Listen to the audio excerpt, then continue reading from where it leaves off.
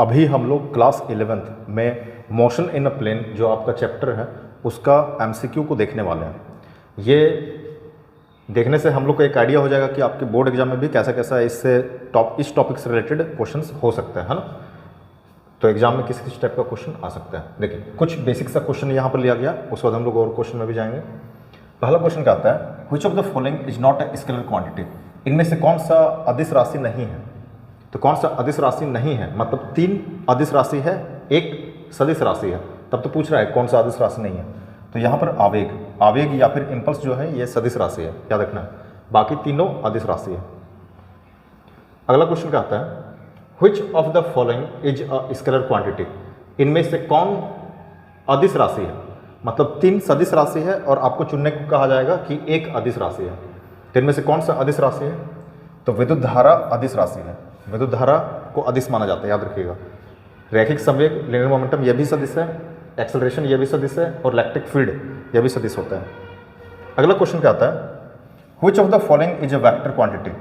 निम्न में से कौन सदिश राशि है। इनमें से कौन सा सदिश राशि है, मतलब 3 अदिश राशि है, तो इनमें से कौन सा सदिश राशि है, तो करंट डेंसिटी धारा घनत्व।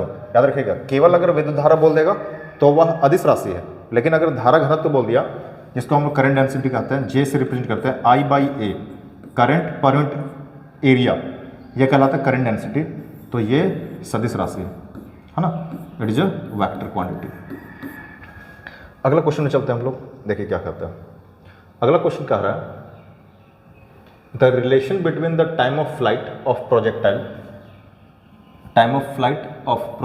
TF and time to reach the maximum height TM, यानी कि मैक्सिमम हाइट जो पहुंचता है, उनके मध्य में क्या संबंध है। तो थोड़ा समझते हैं हम लोग, प्रोजेक्टाइल मोशन से रिलेटेड है। तो मान लिया यहाँ से कोई बॉडी को प्रोजेक्ट किया गया था O से और पहुँच रहा है A तक, इसको फेंका गया यहाँ से यहाँ तक। अब ये हो गया इसका मैक्सिमम हाइट H, ठीक है, यहाँ पर पॉइंट P तक पहुँचा। अब यहाँ पर होगा क्या, समझिए, O से मैक्सिमम हाइट यहाँ तक पहुँचने में जो टाइम लिया TM, और जो पूरा जो इसका टाइम ऑफ फ्लाइट था, पूरा जो इसका उड़ान काल था, है ना, पूरा जो इसका उड़ान काल था, उसको रिप्रेजेंट किया गया है TF से। उड़ान काल टाइम ऑफ फ्लाइट वो है TF, यानी कि O से P से A। तो टाइम ऑफ फ्लाइट यहाँ से यहाँ अगर 1 सेकंड लिया है तो अगला भी 1 सेकंड होता है। तो यह जो टाइम ऑफ फ्लाइट है यह हमेशा मैक्सिमम टाइम जितना लेगा उसका दुगना होता है ना। तो TF equals to 2TM, TF equals to 2TM, ये पहला वाला सही हो जाएगा। TF equals to 2TM। देखिए समझिए, सिंपल सा बात है। अगर O से कोई फुटबॉल है, फुटबॉल को अगर किक किया गया, फुटबॉल उड़ करके यहाँ से यहाँ तक पूरा गिर रहा है O से A तक, तो कब तक हवा में रहा, तो उसको हम लोग कहते हैं टाइम ऑफ फ्लाइट, उसका उड़ान काल। तो मान लिया हवा में रहा 4 सेकंड तक, हवा में रहा टोटल 4 सेकंड तक, तो मैक्सिमम हाइट को पहुंचने में कितना समय लगा, तो 4 सेकंड का आधा 2 सेकंड। तो टाइम ऑफ फ्लाइट जो होता है वो हमेशा दुगना होता है, किसका, मैक्सिमम हाइट, महत्तम ऊंचाई तक पहुंचने में जितना समय लगेगा उसका। तो इतना को थोड़ा याद रख लेना। अगला क्वेश्चन क्या आता है, the relation between angular acceleration and linear acceleration. कोणीय त्वरण और रैखिक त्वरण के मध्य संबंध है। कोणीय त्वरण को अल्फा से दर्शाते हैं और रैखिक त्वरण को ए से दर्शाते हैं। तो एकदम याद रखना है, ए इक्वल्स टू हो जाता है R alpha, A equals to R alpha. देखिए कौन सा सही होगा, A equals to R alpha, है ना। ए हो गया लीनियर एक्सीलरेशन, रैखिक त्वरण, और अल्फा होता है कोणीय त्वरण, और आर त्रिज्या हो जाता है, रेडियस। अगला क्वेश्चन कहता है, maximum range of the projectile R maximum H. तो इसको थोड़ा याद रखना है। देखिए प्रोजेक्टाइल मोशन में जब भी किसी बॉडी को प्रोजेक्ट किया जाता है, फेंका जाता है, जैसे O से यहाँ तक A तक पहुँचा, या मैक्सिमम हाइट मान लिया पॉइंट P तक गया था, तो इसको कहते हैं हम लोग इसका हॉरिजॉन्टल रेंज, है ना। तो इसका फॉर्मूला क्या होता है, तो इसका फॉर्मूला होता है R equals to U² sin 2θ/g। अब मैक्सिमम हॉरिजॉन्टल रेंज के लिए, अधिक से अधिक दूरी तक महत्तम क्षैतिज परास के लिए जो थीटा है, या जो एंगल है, इसका वैल्यू होना चाहिए 45 डिग्री। कितना डिग्री, 45 डिग्री, तब वो ज़्यादा से ज़्यादा दूर तक जाता है। तो जैसे ही थीटा का वैल्यू हम लोग 45 डिग्री रख देंगे तो ये मैक्सिमम वैल्यू को ले लेगा, क्योंकि साइन 45 गुना 2 90 डिग्री, और साइन 90 डिग्री का वैल्यू मैक्सिमम होता है 1 होता है। तो U² sin 2 × 45/g तो कितना आ जा रहा है, R max equals to u square sine 90 by g. तो यू स्क्वायर साइन 90 की वैल्यू 1 बाई जी। तो आर मैक्स का वैल्यू हो जाएगा महत्तम क्षैतिज परास के लिए यू स्क्वायर बाई जी। तो इसका सही हो जाएगा यू स्क्वायर बाई जी। देखिए कौन सा सही है, पहला, है ना। अगला क्वेश्चन में चलते हैं हम लोग। A particle moving in a circular path of radius R with velocity v, then centripetal acceleration of the particle is. जब कोई एक कण है, एक कण आर त्रिज्या की वृत्ताकार पथ में v वेग से गति करता है ना, तो कण का अभिकेंद्रीय त्वरण होगा। तो क्वेश्चन क्या आता है कि कोई एक कण है जो आर त्रिज्या के वृत्ताकार पथ में v वेग से गति करता है, तो अभिकेंद्रीय त्वरण क्या होगा। तो हम लोग को मालूम है अभिकेंद्रीय त्वरण जो केंद्र की ओर लगता है, यानी कि सेंटर की तरफ लगता है, जिसको हम लोग अंग्रेजी में सेंट्रीपिटल एक्सेलरेशन कहते हैं। तो उसका फॉर्मूला याद रख लीजिएगा, सेंट्रीपिटल एक्सेलरेशन का कहीं कहीं AC से रिप्रेजेंट कर देता है, C मतलब सेंट्रीपिटल एक्सेलरेशन। तो इसका फॉर्मूला होता है v स्क्वायर बाई आर या फिर ओमेगा स्क्वायर आर। अगर रैखिक वेग के रूप में पूछा है तो v स्क्वायर बाई आर होगा अभिकेंद्रीय त्वरण का सूत्र, और अगर कोणीय वेग के रूप में पूछा है, एंगुलर वेलोसिटी के रूप में पूछा है, तो ओमेगा स्क्वायर आर होता है। अगला क्वेश्चन, तो यहाँ पर देखिए कौन सा सही हो जाएगा, v square by R, v square by R, ये 4। अगला क्वेश्चन कह रहा है, देखिए यदि a vector plus b vector का मैग्नीट्यूड और a vector minus b vector का मैग्नीट्यूड आपस में बराबर है, then the angle between a vector and b vector will be. यदि a प्लस b वेक्टर का मैग्नीट्यूड मतलब परिमाण और a सदिश माइनस b सदिश का जो मैग्नीट्यूड है, जो परिमाण है, वो अगर आपस में बराबर है, तो a सदिश और b सदिश के मध्य का कोण कितना होगा। तो इसका आंसर आता है आपका, देखिएगा 90 डिग्री। कितना डिग्री, 90 डिग्री। कैसे आता है, चलिए उसको समझते हैं। तो प्रश्न क्या आता है, a सदिश प्लस b सदिश का परिमाण बराबर है a सदिश माइनस b सदिश का परिमाण। हम लोग क्या करते हैं, a सदिश प्लस b सदिश का होल स्क्वायर बराबर a सदिश माइनस b सदिश का होल स्क्वायर। लिख सकते हैं, दोनों साइड स्क्वायर कर लिया। अब इसको लिख सकते हैं हम लोग a सदिश प्लस b सदिश डॉट a सदिश प्लस b सदिश बराबर, इसको लिख सकते हैं हम लोग a सदिश माइनस b सदिश, बीच में डॉट a सदिश माइनस b सदिश। ऐसे ऐसे लिख सकते हैं डॉट प्रोडक्ट में, बिंदु गुणनफल में, क्योंकि a सदिश डॉट a सदिश, किसी सदिश का स्वयं से, खुद से अगर बिंदु गुणनफल होता है, डॉट प्रोडक्ट होता है, तो वह अपना मैग्नीट्यूड का स्क्वायर के इक्वल होता है ना। तो इसलिए ऐसा लिख सकते हैं। कर लिया। अब देखिए ये इससे प्रोडक्ट होगा, तो a डॉट a, फिर से a b के साथ होगा plus a dot b, b a के साथ होगा, b vector dot a vector, plus b फिर से b के साथ होगा, b vector dot b vector. उसी तरह a के साथ, a b के साथ, b a के साथ, b के साथ। तो यहाँ पर क्या हो जा रहा है, माइनस और माइनस, ये क्या हो जाना चाहिए, प्लस हो जाना चाहिए। अब देखिए सॉल्व करते हैं। तो a डॉट a क्या हो जाएगा, a square plus a dot b plus, इसको भी हम लोग a डॉट b लिख सकते हैं। क्यों, क्योंकि बिंदु गुणनफल में आगे पीछे किया जा सकता है, क्योंकि ये कॉम्यूटेटिव लॉ का फॉलो करता है ना, ऐसे लिखा जा सकता है इसको।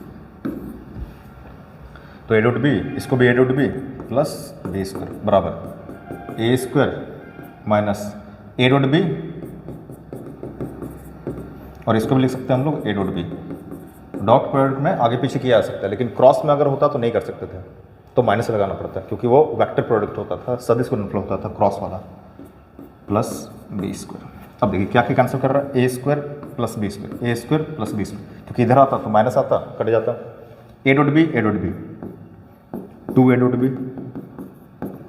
एक ही बार में कर दे, minus a dot b, minus a dot b, minus 2a dot b, और इसको इधर लेते आएंगे, plus 2a dot b equals to, उधर कितना बच गया, 0। तो इसको लिख सकते हैं हम लोग 4a dot b equals to 0। 4 को अगर 0 के बाई में भेजिएगा तो वो भी 0 हो जाएगा। तो हम लोग को बचा a dot b equals to 0।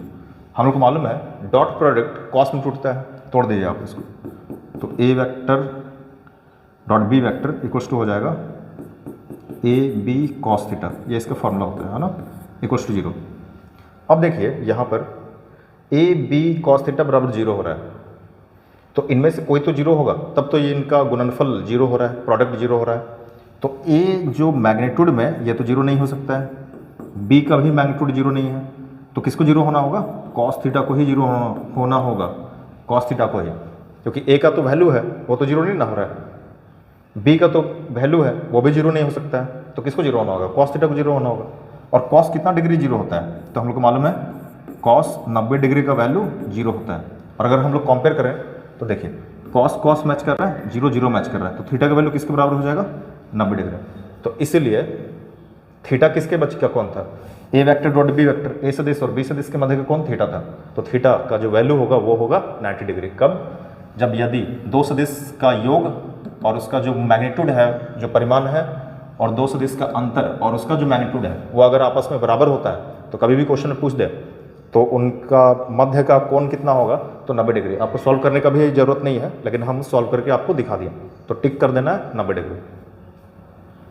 चलिए तो हम लोग क्वेश्चन में चलते हैं, अगला क्वेश्चन। तो यहाँ पर सही क्या हो जाता है? 90 डिग्री। अगला क्वेश्चन क्या आता है? In case of a projectile motion, what is the angle between velocity and acceleration at the highest point? प्रक्षेप्य गति में महत्तम ऊंचाई पर वेग और त्वरण के मध्य का कोण होता है। तो थोड़ा ध्यान से समझते हैं। प्रक्षेप्य गति पर वेग और त्वरण के मध्य का कोण। तो देखिए महत्तम ऊंचाई पर जैसे बिंदु P पर पहुंचा, तो वेग का एक्चुअली में दो घटक होता है, एक क्षैतिज घटक जिसको हम लोग हॉरिजॉन्टल कंपोनेंट कहते हैं, और एक वर्टिकल कंपोनेंट जिसको हम लोग y वाला से पेंट कर रहे हैं, है ना। दो एक्सिस में बांट दिया गया, x एक्सिस और इधर में हो गया y एक्सिस। तो इनके बीच में कुछ एंगल रहता है जिसको हम लोग प्रोजेक्टाइल एंगल कहते हैं, एंगल ऑफ प्रोजेक्शन कहते हैं। अब मैक्सिमम पॉइंट पर जैसे पहुंचता है तो जो वर्टिकल कंपोनेंट है uy वाला, जो ऊर्ध्वाधर घटक है वेग का, उसका वैल्यू 0 हो जाता है ना। लेकिन ux में कोई प्रभाव नहीं पड़ता है। uy इसलिए 0 होता है क्योंकि वो ग्रेविटी के अगेंस्ट में काम कर रहा है। जैसे इस बॉडी को ऊपर फेंके तो मैक्सिमम हाइट तक पहुंचा, उस वक्त तो ये 0 हो गया, उस वक्त और तो ऊपर नहीं गया, अब वो किधर गिरना शुरू हुआ? नीचे गिरना शुरू हुआ। तो यहाँ पर किसका वैल्यू 0 हो गया? uy का वैल्यू 0 हो गया, लेकिन ux तो लेते ही जाता है, ux तो आगे बढ़ा ही रहा है, और uy का वैल्यू अब नेगेटिव में आता है ना। लेकिन इस पॉइंट पर सबसे महत्तम ऊंचाई पर uy का वैल्यू आपका 0 हो जाता है। और त्वरण किधर है? एक्सेलरेशन किधर है? तो एक्सेलरेट तो अब कर रहा है डाउनवर्ड्स ना, जी ना खींच रहा है अब नीचे, तो दोनों के बीच का एंगल कितना हो गया? तो ये एंगल हो जाता है आपका 90 डिग्री। तो इसका सही आंसर क्या हो जाएगा? 90 डिग्री। तो प्रक्षेप्य गति में महत्तम ऊंचाई पर कौन सा पॉइंट पर? मैक्सिमम हाइट का पॉइंट पर वेग मतलब वेलोसिटी और त्वरण मतलब एक्सेलरेशन के मध्य का कोण कितना होगा, एंगल कितना होगा? तो आपको एकदम टिक कर देना है 90 डिग्री। चलो अगला क्वेश्चन क्या आता है? Angular displacement in unit time is called. इकाई समय में कोणीय विस्थापन कहलाता है। तो इकाई समय में कोणीय विस्थापन क्या कहलाता है? तो इकाई समय में कोणीय विस्थापन को थीटा से दर्शा रहे हैं, तो कोणीय विस्थापन में परिवर्तन की दर क्या कहलाता है? कोणीय वेग कहलाता है। कोणीय वेग, ओमेगा मतलब हो गया कोणीय वेग कहलाता है, जिसको हम लोग एंगुलर वेलोसिटी भी कहते हैं, एंगुलर वेलोसिटी। और कभी अगर क्वेश्चन में पूछ दे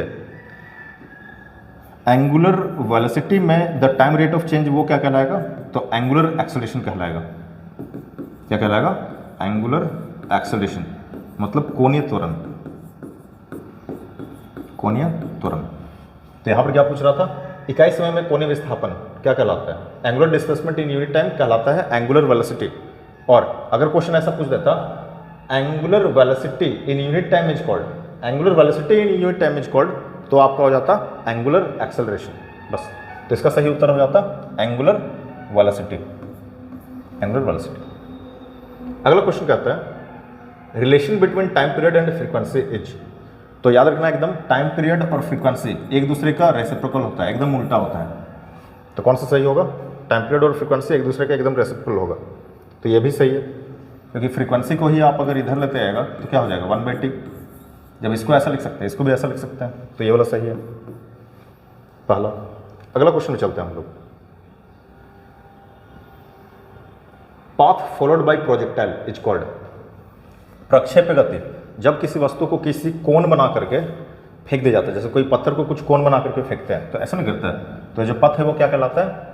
प्रक्षेप्य पथ, ट्रैजेक्टरी कहलाता है। क्या कहलाता है? Trajectory. NCAP is a unit vector. अगर मान लिया एनकेप एक इकाई सदिश है, यूनिट वेक्टर है, in the direction of vector A vector के डायरेक्शन में, तो क्या होगा? तो देखिए एकदम बेसिक सा क्वेश्चन है। तो कोई भी सदिश राशि होता है, कोई भी वेक्टर क्वांटिटी है, तो उसमें दो चीज़ रहता है, एक उसका मैग्नीट्यूड रहता है, एक उसका डायरेक्शन रहता है। एक मैग्नीट्यूड और एक उसका डायरेक्शन। डायरेक्शन कौन बताता है? यूनिट वेक्टर बताता है। तो अगर यूनिट वेक्टर को लिखा जाए तो क्या होगा? ये इधर बट्टा में आ जाएगा, तो ए वेक्टर बाई ए मैग्नीट्यूड, तो ये सही हो जाएगा। देखिए कौन सा रिलेशन सही है? ए वेक्टर बाई ए मैग्नीट्यूड, तो यही ए वेक्टर मतलब वही लाइन मतलब वेक्टर को बता रहा है, ये मैग्नीट्यूड मतलब परिमाण। मैग्नीट्यूड को ऐसे भी दिखा देते हैं या फिर ए वेक्टर लगा करके ऐसे मैग्नीट्यूड, है ना, दोनों सही है। तो ये सही है। अगला क्वेश्चन में चलता हूँ।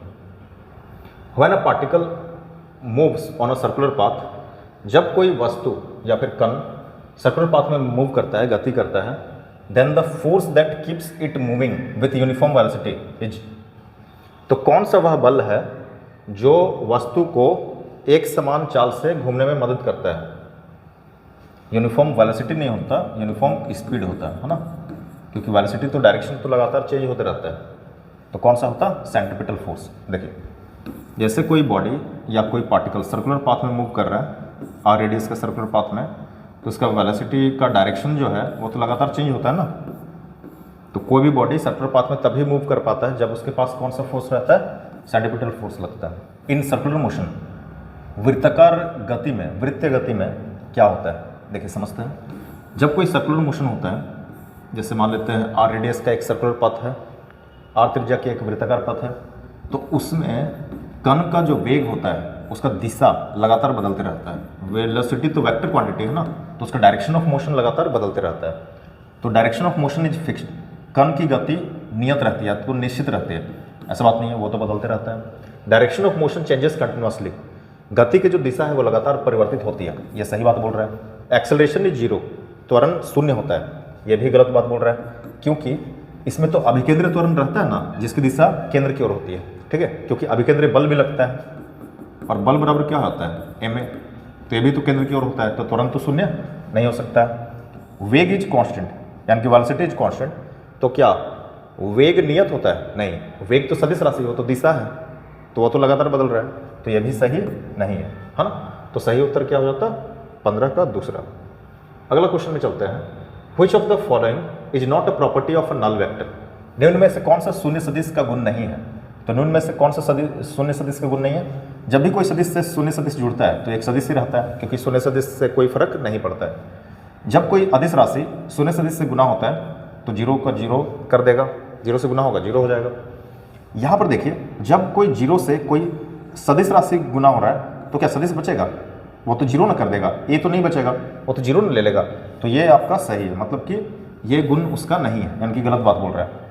और ए वेक्टर में से ए वेक्टर घटेगा तो क्या हो जाएगा? जीरो ही बचेगा, मतलब जीरो वेक्टर आ जाएगा, ठीक है। तो कौन सा नहीं है? ये तीसरा वाला गलत है। अगला क्वेश्चन क्या आता है? Force responsible for the circular motion of the body is, कौन सा फोर्स रिस्पॉन्सिबल है circular motion of the body, body के सर्कुलर मोशन के लिए? तो हम लोग को एकदम पढ़ा हुआ है, बिना सेंट्रीपिटल फोर्स के, बिना अभिकेंद्रीय